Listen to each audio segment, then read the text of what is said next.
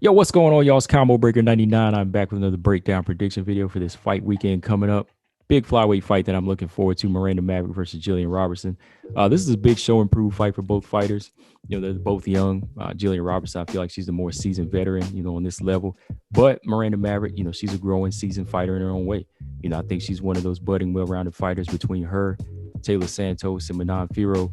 I think they will eventually be a potential threat for the top 10. They definitely have that well-roundedness about them. So going into this fight, it's going to be the perfect fight for Miranda to go in there and showcase that against a seasoned UFC fighter in Jillian Robertson. And this is Jillian Robertson's chance to go in there and prove that she has more to offer. So real quick, man, let's go into my keys to victory. And of course, I'll give you my prediction. I've already talked about it on a live stream and give you my prediction there. But if you just want to hear like an official breakdown for keys to victory for Miranda and for Jillian, I'm doing that now for you in this little mini cast right here. So yeah, man, let's go into these keys to victory for Miranda Maverick first. First up, Miranda. I feel like she's the fighter who has the ability to adapt in fights. I've seen her do a little bit of everything. She's not dependent on one discipline. She's a student of BJJ, of boxing, Muay Thai, kickboxing. She showcases confidence and growth in every fight. I pretty much seen all her fights. And again, I never really seen her struggling or ever being frustrated in a fight because she didn't have the right tool.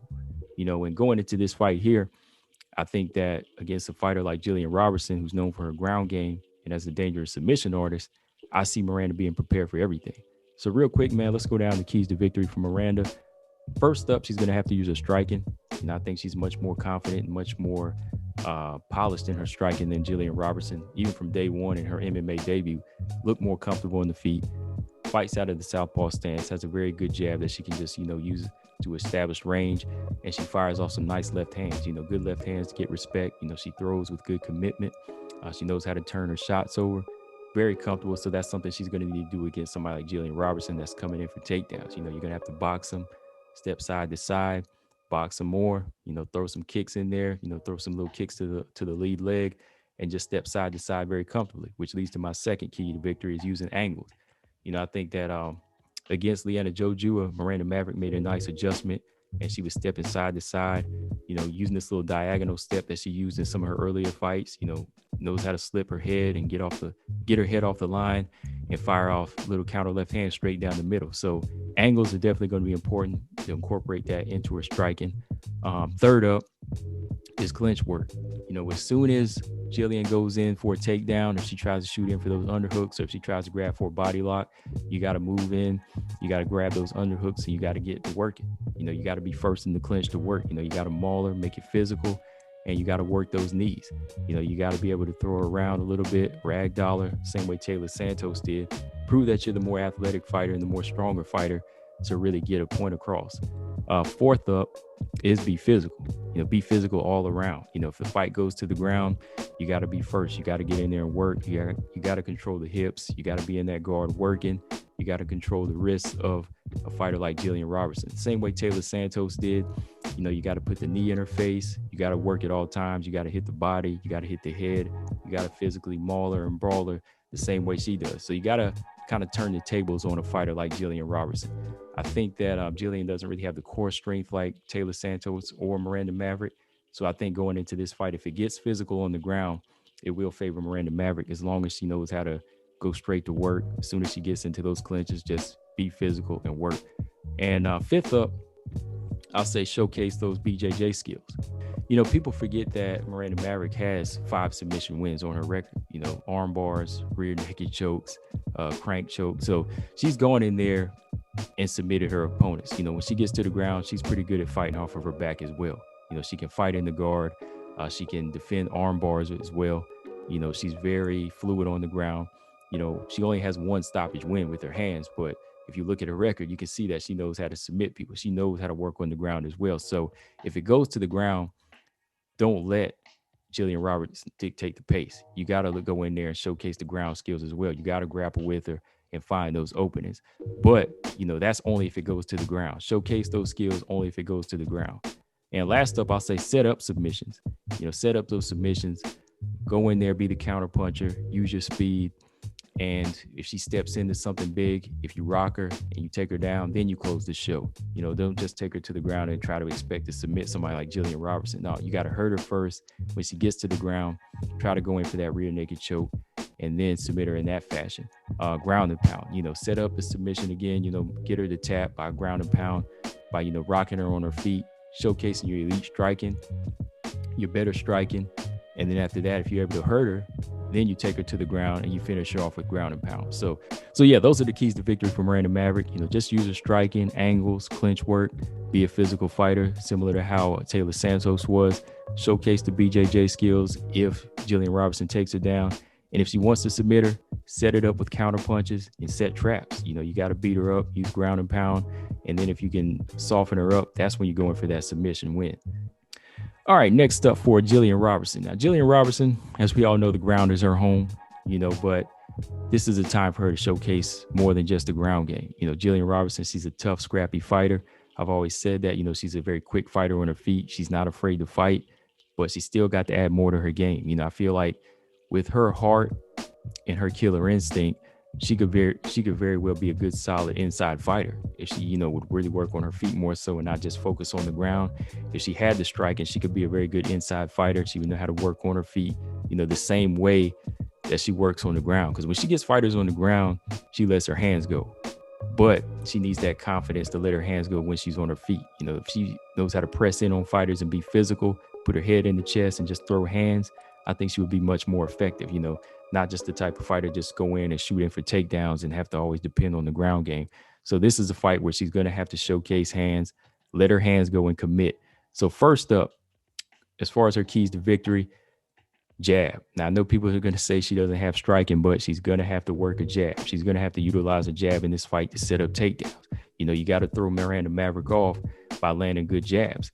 I think that Jillian Robertson was able to do that in the Taylor Santos fight a couple of times. She connected with her hands a few times. So Taylor Santos, she dictated the pace to fight in the clinch and take it to the ground in that one. I think that Jillian would have had an opportunity to showcase a better jab, but now's the time in this fight to really do that.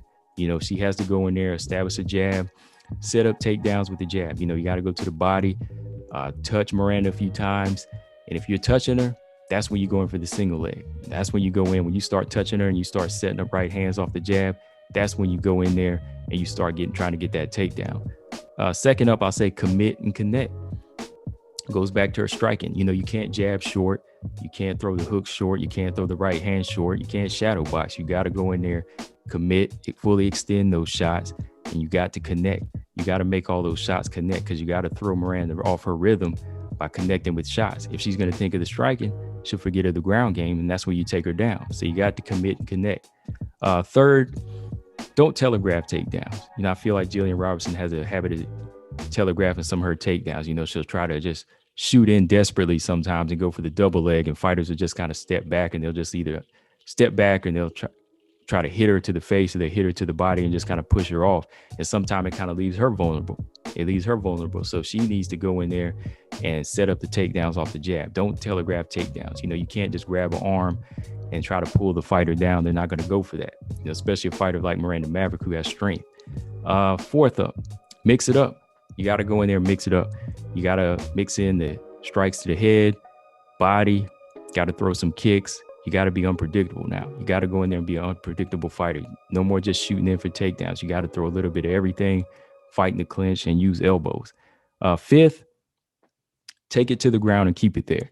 Now, if you get the fight to the ground, you're going to have to keep it there because that's going to be your best chance. I feel like Miranda Maverick is better on the feet, so you're going to have to set those takedowns up. Once you get the takedown, you keep the fight there for 3 rounds. You be dominant, you be physical, you be on top, you work, you soften her up, you do whatever you got to do. You got to maul and brawl her. If you can't get the submission win, then you continue to punch. You continue to control that ground time. So if you get it to the ground and that is your thing, that's where you got to keep it. If Miranda starts to find any type of lead on the feet, you got to go in for that takedown. And if it comes, you keep it there and you stay there. And last up, if it stays on the feet, I'll say smother and work. You got to smother the range. Miranda Maverick actually has like a 2 or 3 inch reach advantage, even though she is the shorter fighter. So you got to smother that range, work on the inside, and make it an ugly fight. You got to make it an ugly fight, elbows and knees, do whatever, foot stomps, keep her pinned to the fence and just work and smother the range of Miranda Maverick. So yeah, those are the keys for Jillian Robertson going into this fight. But as far as my prediction, as far as how this fight might play out, for Miranda and Jillian, I think there might be a good feeling out in the first few minutes of the round, the very first round. But I think I'll see Jillian Robertson go in for a few takedowns, and I can see Miranda Maverick just kind of picking her apart with her jab and with her straight left hand in that southpaw stance. I can just see her moving side to side, using good angles, and just being comfortable in that fashion. But if it goes to the ground, I can see Miranda Maverick being that fighter to dictate the pace at times because she's physically strong. And, like I said, she's very good on the ground as well. People underestimate her ground skills. So I think if Jillian underestimates her groundwork, she'll feel that athleticism and that strength similar to Taylor Santos. But if I had to make a prediction on how this fight goes, I'm going to go with Miranda Maverick by unanimous decision or a third round stoppage. I think eventually she'll catch up to her with some good counter punches if she sets traps. She might rock Jillian a few times, and if it goes to the ground, I can see Miranda being very physical, being very dominant on the feet, and just working on the inside with good knees to the body, good kicks from the outside, and just dictate the pace from the outside. So I will say it'll probably go by decision if it stays standing, because I have to give Jillian credit. She does have a good chin and good heart. It wasn't until she faced Macy Barber that she got rocked and stopped. But I think she'll be able to stay in this fight for the long haul. But if she continues to just step in and shoot in for predictable takedowns, Miranda Maverick could possibly stop her in that late round, late in the third round. But that's my prediction on this fight: Miranda Maverick by unanimous decision or third round TKO. And those are my keys to victory. So guys, let me know what y'all think of this fight in the comment section. Who do you have winning? Miranda Fear the Maverick or Jillian the Savage Robertson? Let me know, guys. Combo Breaker 99. I'm out. Subscribe. Peace.